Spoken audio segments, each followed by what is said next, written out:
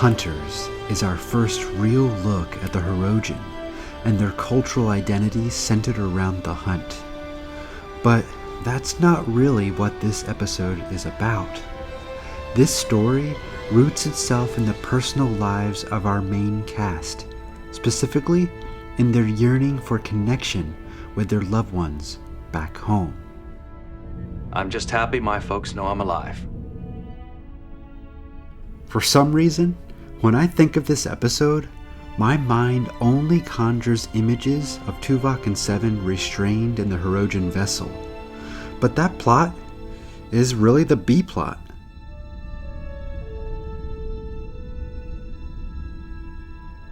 What I love about this script is that it breathes, allowing ample space to delve into each character's response to their letters from home, or from their lack of letters from home.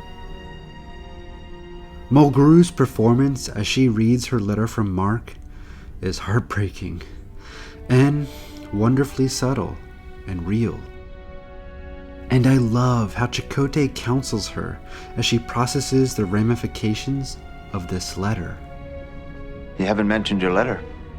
It was from Mark, the man I was engaged to. He told me about the litter of puppies my dog had.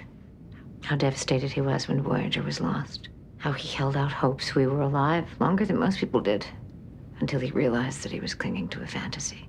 So he began living his life again, meeting people. About 4 months ago, he married a woman who works with him. He's very happy. How do you feel about that? Well, I knew he'd eventually move on with his life.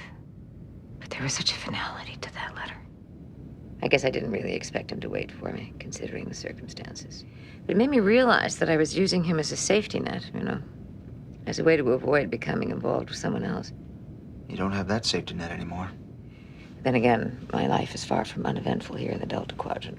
It's not like I would have had a chance to pursue a relationship, even if I had realized I was alone. You're hardly alone. There's still plenty of time. Plenty of time. Some may say this moment between the two establishes more evidence for a Janeway-Chakotay romantic relationship. While I'm not a strong CJ shipper, the moment between them is beautiful. Chakotay also counsels B'Elanna as they both wrestle with the truth that the Dominion-backed Cardassians have wiped out the Maquis. Have you gotten a letter yet? Don't expect one. Do you remember Sveta? I got one from her. Why would she be writing you? Chakotay, what is it? I read that letter for an hour before I could accept it. Now I have to tell everyone else, and I'm not sure how to do it. It's over, B'Elanna. There are no more Maquis. What are you saying? There are thousands of us. All wiped out. It seems the Cardassians have an ally. A species from the Gamma Quadrant who supplied them with ships and weapons. Everyone except us is dead. Just about. Sveta and a few lucky ones are in prison. No. B'Elanna. Don't! Those were our friends. Good people willing to put their lives on the line for something they believed in. And now you're telling me that they are gone. Those are the risks we all took. We knew where it could lead. It's not right, and you know it. I will make someone pay. I swear I will.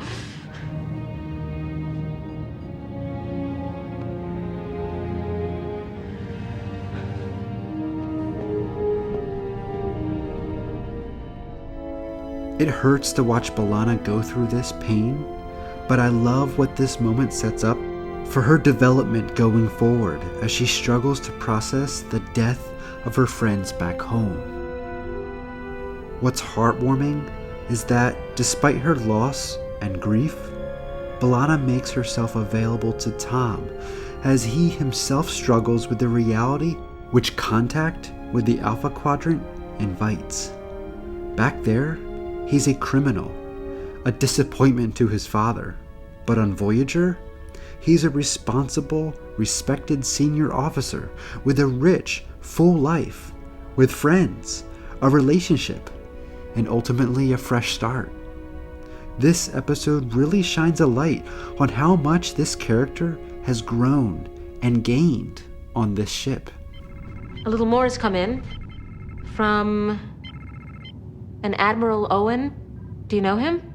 Admiral Owen Paris. It's my father.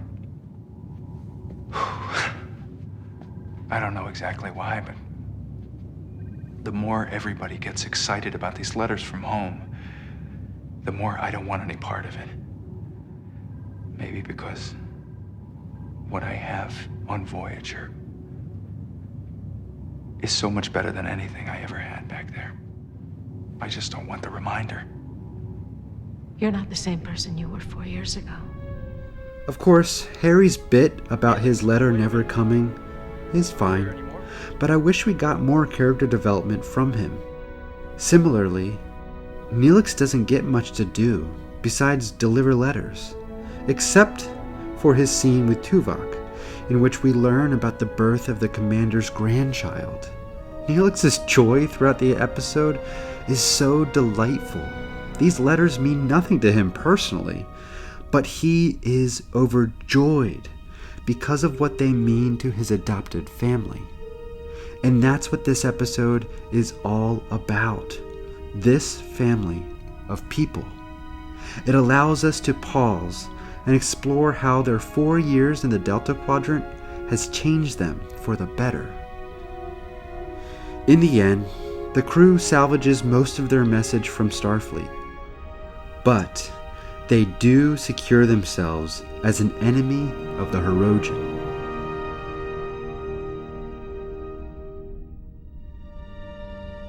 Both the message and the Hirogen return later in the season to polish off this intentional, character-driven story arc. And because this episode is part of this wonderful Hirogen story arc, while also taking the time to draw these characters as real people, I argue that this is one of the most underrated and best episodes of Voyager. And this is why Voyager.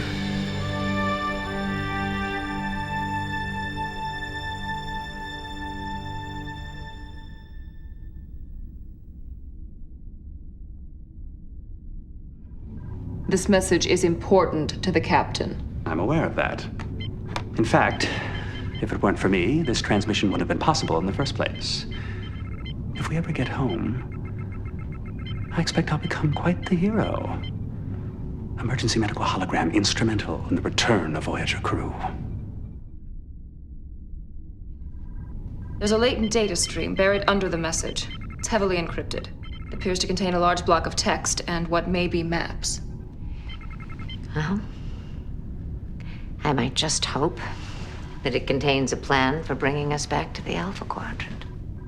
I'm curious, Evan. What do you think about all this? Messages, the possibility of getting home.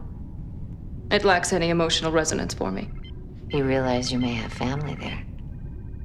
That had not occurred to me. You could have cousins, grandparents. There might be more emotional resonance than you think.